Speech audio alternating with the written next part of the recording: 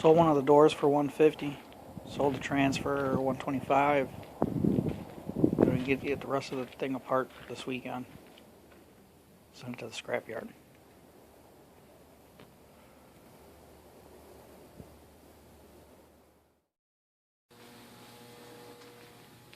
Alright, we went and took the frame out of the truck.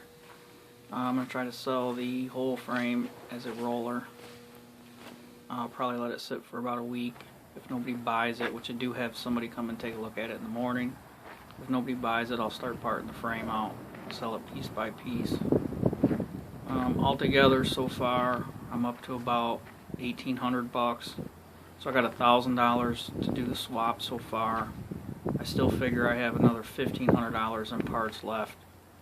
So I'll keep you updated, but we're going to move on to the actual truck. The motor's going in. I just went to the house and grabbed this. This is what the 5.3 is going to go in. We're going to do the whole truck for around $5,000 somewhere. Paint, interior, everything. We're going to do a patina paint job on it to keep the cost down. I'll do the seat cover, all that stuff. I'll buy them pre-made, put them in myself.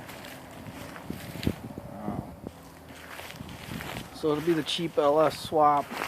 And yes, some of you people will show how smart you are by saying a 5.3 is not an LS. But the 350 that is in here is actually, ironically, an LS9. Not that that's impressive,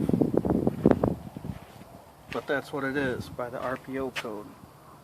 So it's still an LS swap.